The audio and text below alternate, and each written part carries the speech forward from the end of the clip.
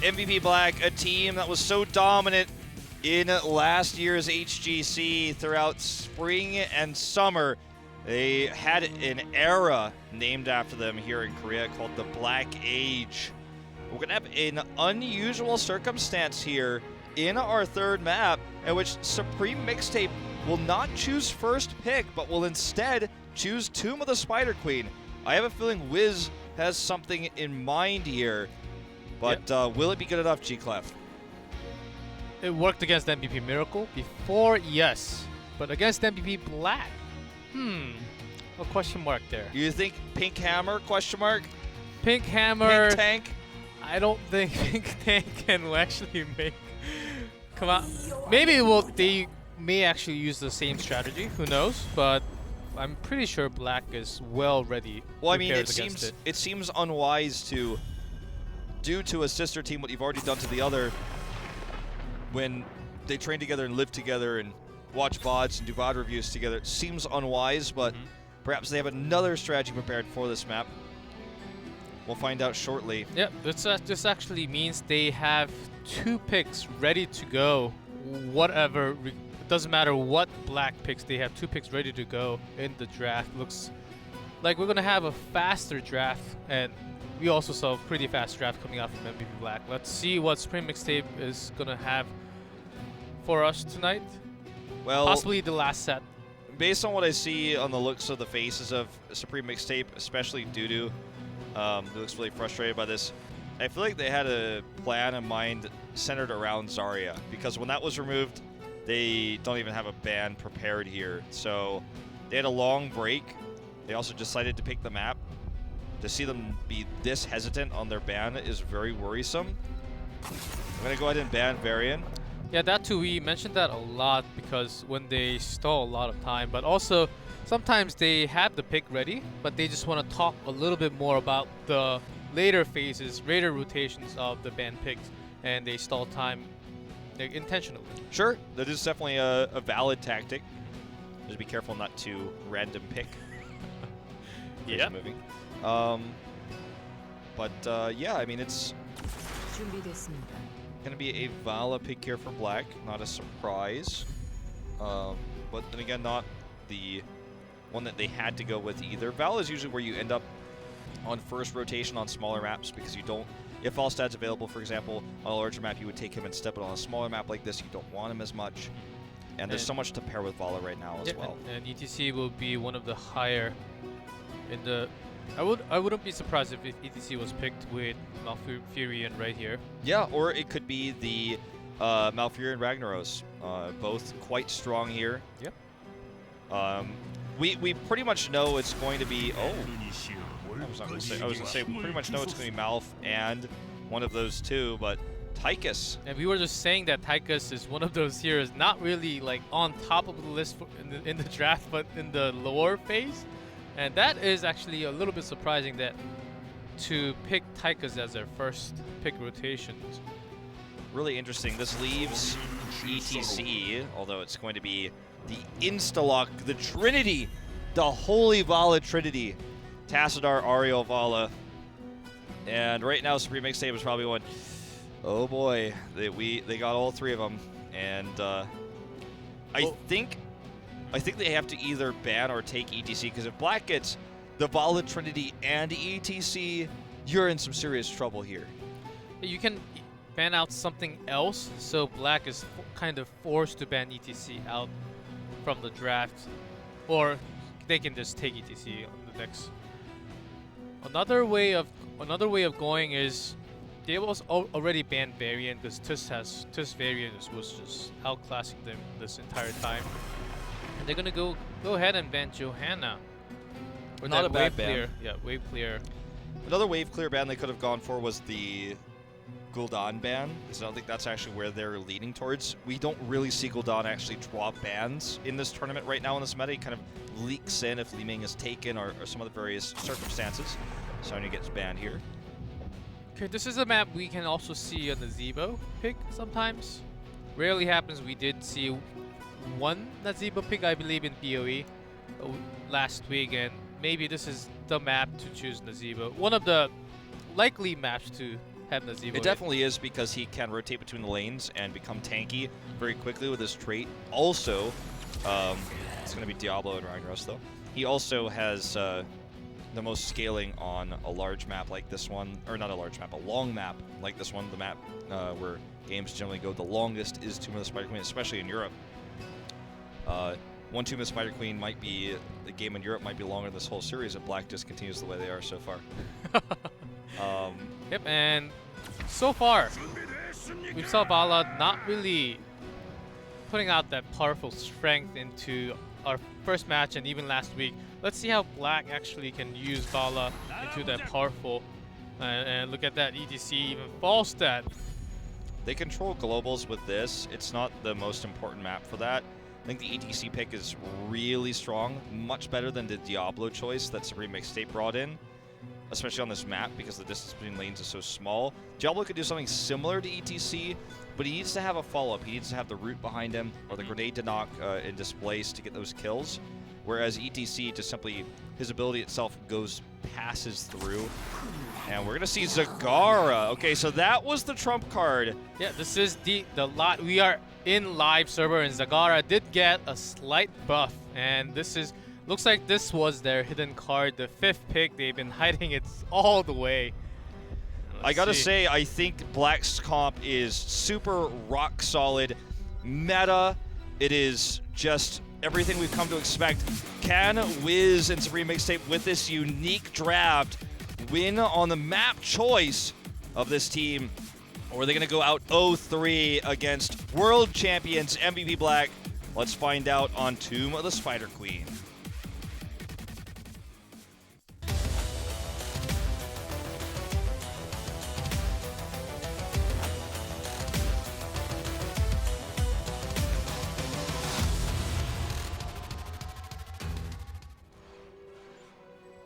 In blue, HGC Spring Champions. Sake on Falstad, Reset on Vala, Tist on ETC, Kyocha on Tastar, and Meride on Ariel. And their opponent, Supreme Mixtape, Scarlet on Malfurion, Tutu on Tychus, Wiz on Ragnaros, Judy on Diablo, and Nochat on Zagara. So the problem with Zagara is, and it always has been in Korea, when people talk about this hero, is her lack of escapes. They have this aggressive Diablo, but they're also against it ETC, so they need to make sure that Nochat is always as far away from Tist as he can get in this early game, so ETC does not lock him in. There's so much damage with Mage Falstad and Vala in the early game too. If they get a nice stun onto Zagara, she was not going to last very long, to be honest with you, G-Club. Yep, and I believe they're trying to go for a Maw and then Apocalypse and a Twilight Dream combo. Is that going to work against Black? Maybe a Void Prison was actually a better choice because they actually made it work last time. We'll see how it comes out after level 10. Look, Wombo combos with Zagara have been popular since the TNL days, where we saw quite a bit of Sniper Zagara with the crazy moving Li Ming. That combination we saw even on Blackbird's Bay, Sky Temple quite a bit. As they're getting bullied in lane right now. No surprise again given the ETC pick. But I think it's a strong combination. It's definitely something to consider. It's definitely something that Black really needs to play around. I don't know. I don't want to criticize this pick just yet because it's new. It doesn't feel like... It doesn't scream out to me as like, oh my god, this is going to be the strongest thing. They're geniuses. But also at the same time, I feel like, okay, I could see the reasoning behind this. This seems like it could absolutely work. Yeah. Let's just see how it plays out. Yeah, all they need is a good Maw of at least 2 or 3 plus. That would be excellent. Even having Smash on top of it would just annihilate MVP Black. But will they get caught? Let's see.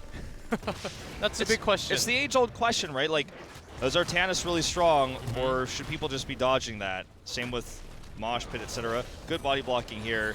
Sake will get saved, though. And there's the power side. This is what I'm talking about. This should be a triple kill. 3 dead and so many gems. It went from, like, about 40 to 6. That's the power of ETC. You cross that line, gonna get punished. This is painful. It was also Sake who was making the right jukes And he hasn't been playing on Falstad. He had made some great jukes last week also. Playing on Comfortable Hero, of course, puts less pressure on them to play on the stage. Supreme Mixtape having this team comp and just giving triple kill right there. They're just going to bully No Chat now in the bot lane, clear off his creep, and start putting some pressure. You see Tastar. Yep, and Tastar and Ariel seems to be the right hero choice to actually take out those creeps easily. See, it's gone now. It's all gone completely, just one behind the towers there, as he just kind of finds himself sitting behind the cannon towers trying to defend, turtle up. They're now a half level down. Judy needs to be careful here. Because of all the pressure that ETC is providing in mid and the fact that No Chat doesn't have any escapes and can't really pressure out at all, they lose an entire wall here essentially. And there's no repercussion against MVP Black. There's no punishment. In fact, Wiz may go down here as well. Super low. Looks like just barely gets away. Gocha did not have the slow in time. But just win after win after win for Black in small doses here in the early game. Yep. And they have enough for a turn-in now. Also, not having that global Sake can soak a lot in the top lane against Diablo, as Diablo has to rotate back up and down all the time. It is a map, the lanes are not too apart, but still rotation does matter a lot, especially when you try to turn in, have all the focus on the other team at the bottom turn in, and you actually turn in just when you just need a little bit, like let's say you need to turn in like 5, you can have someone else just fly over to the top and turn that in. I mean, it's definitely important. Like, absolutely. Global heroes are going to be good on any map. Like, global heroes are good on ARAM. I'm obviously being facetious, but yeah, it's definitely something to keep in mind. And I'm really just happy with the consistency of damage that they can have with 2 types of damage and Fala's auto attacks, and then obviously the mage damage that Falstad has. They could have gone with Li Ming, but Falstad is going to give them more mobility. And Judy is taking some serious damage here. No Chat is going to be the next target. In fact, he does peel a little bit, but it's Zagaris. It's like, ooh, should she really be the one peeling for you, Judy? I think it should be the other way around. That is correct. As this is just good rotations on this tiny map by MVP Black. Very small wins. It's only 3 kills they got with that 1 power slide, but it's just how much they've controlled all 3 lanes consistently. They get this first turn in. And I don't think SMT even has enough for one yet with those deaths from before. Yep, we saw like having those gems, just holding how many it is, it doesn't really matter. Even if you hold 200, it doesn't matter unless you can actually turn that in. And it actually gives you a lot more pressure to have like 200 on you, because you're going to drop it once you're dead.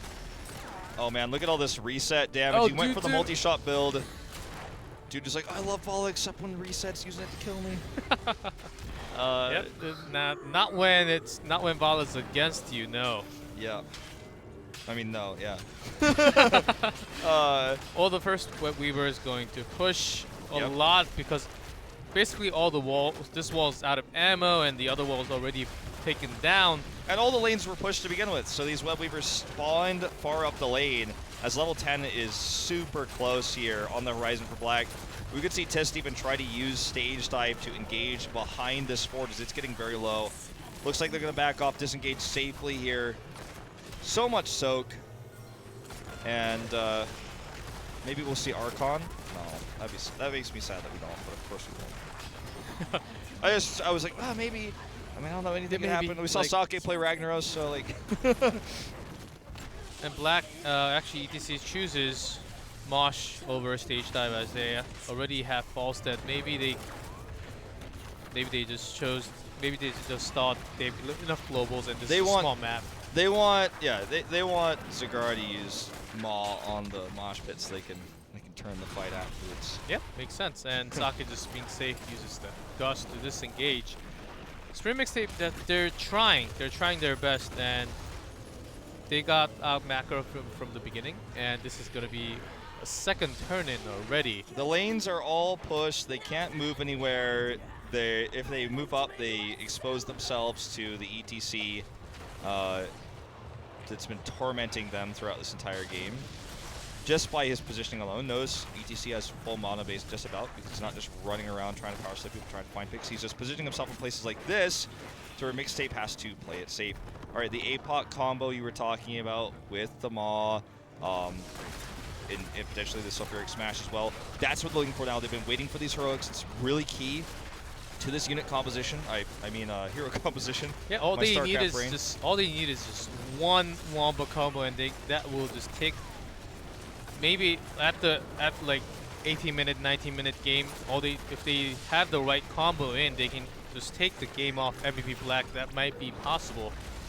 It's one of those things where if your opponent makes mistakes, if they get a Maw, like if a Maw hits more than 3 people, it's probably because you weren't positioned right. It's not because you've got the sickest Maw skills. It's usually because your opponent made a positional mistake. These things seem hopeful at best. They seem desperate. Yeah. And that's what I'm worried about here. Sake is going to trade his Gust for Sulfuric Smash here, and actually going to set up an engage. All right, where no chat is the Maw? Make it happen. The rotation just comes from the side. This looks pretty good. This looks like a pretty good angle for Power Slide and connecting with Mosh. Mosh not used yet, but there's the Mosh catching 2, but Maw to just cancel that. Just like I said, man, you got to just draw the Maw in with the Mosh Pit. That was the plan all along. Look at those big, juicy gems fading away. Supreme Mixtape loses several of their gems. They still don't have enough for turn-in. They have not inserted one gem into the satchel this entire game, not even one. MVP Black 22 away from another turn-in. They're going to get a boss for free. And that the dominance continues. It does continue. So, Sage is going to go back for some mana. SMT is just going to sit back and soak, try to clean up the mess that was left for them. Notice the creep spread is lacking as well because of all the pressure. No Chat's not just bad at creep spread, he's just simply been cleared. There's a lot of creep clear, as you mentioned earlier on, for what MVP Black has. And they've just been so dominant on the map, it's impossible for No Chat to really do anything more. We do see that Supreme Mixtape gets their web weavers up, but they're going to spend a lot of their time here defending a boss. Yep, basically all their heroics are on cooldown, the significant ones that creates the wombo combo. So, and Black actually has everything else available other than Mosh Pit, and they're still a talent level down. And it's actually boss is pushing did a lot of damage to the keep. The web weaver's like, okay, can I have my turn now? Hey, back there. She's like, hello? Smash is also just used on the ground, and Sake already taking this one down so fast. Heroes, notice me, please. I'm a web weaver, and I want to go past the middle of the map. I'm doing it. She's doing it in the bottom one. All right, Sake's coming down. He's going to help clear this up. It's Mage Falstad, so he's got a lot of burst and wave clear, and he's just going to get that and help soak for 16. Gyocha's very low on mana. Might actually need to go back. Tist is actually caught briefly, but gets a nice face melt off. And after this Weaver is taken out, MVP Black has enough to turn in their own, where SMT, they have to gather so many gems to actually have enough.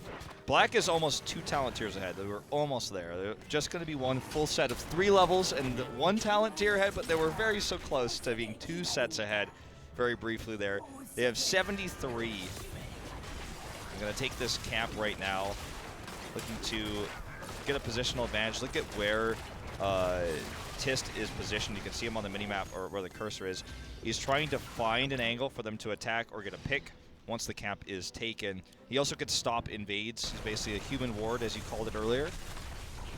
Yep, that's right. And Reset on this Bala doing so much damage in the front line is so confident. Look at that. It's not even trading damage. It's one side, and great gust from Sake into the Mosh. Does get stopped from the smash, but let's see where this fight continues. Silence here is not enough. Sake still does auto attack damage. There's the kill on the Wiz. Dudu is going to be the next to fall as Reset goes forward with the multi-shot build he's got. You can just see how much damage he puts off. This is going to be a keep at the very least, it seems. Don't forget, they have 83 gems. They can only turn in 60, so they're going to have a surplus of 24 now with 84, 85. They can just take this keep, rotate back, turn in the Web Weavers. Falstad's going to clear the top. As you can see, the top keep is already significantly damaged. So Falstad's going to clear top, which means the next Web Weavers that spawn are going to spawn even further forward towards that top keep as they start to turn in right now. 93 gems. Yeah, good math over there. You passed Osbro one. I did. All right, look at this. Top lane's push. That keep goes down almost for sure. I don't even know what Merc camp that is. It's starting to harass the mid a little bit as well. And I know SMT is down so much, past 3 levels plus. Even Diablo doesn't look scary at all. Like, see Reset just in the front line, just chasing them. It's like, hey, come on, try to toss me. Try to toss me, Judy. Oh! That will be a kill! Just walking away. Diablo couldn't do a thing. Oh, boy. Well, I think this is how the cookie crumbles, as they say. It's all coming to an end here. And Ma was already used somewhere I didn't see in APOC. They are just trying their best at the last second, because these Web Weavers will actually take out significant amount of damage to the keeps at top and bot. Falstad's pushing bot because he just flew down there. Top, as you mentioned, already onto that keeps very soon. See a huge power slide in here. Judy gets stuck behind this force wall. Down he goes, Reset with full stacks. And here comes Saga's next flight. He has Gust, doesn't even need it, gets 2 kills. They're gonna go for the Gust here on the right side. Nope, just gonna play it safe. Looks like MVP Black going to have a very fast series here. Supreme Mixtape picks the map. Does not get the win, though. Does not work out. An interesting strategy with the Zagaras. The Mosh Pit goes down. How many kills do they get? 15-0. And they will wipe this core. 14-34. MVP Black picks up 3 points to the scoreboard. And that is all she wrote for our second best of 5. Yep, that's it. SMT, they had their tries. They had a theme. Yes, of course. But it didn't work out perfectly. They had some strategy they wanted to do. Wombo combo on Spider Queens, which they did and worked before, but not against the MVP Blacks. And of course, if we know it, if the Twitch chat knows it, then MVP Black sure knows what SMT is trying to do. I think the real key is that Black controlled all the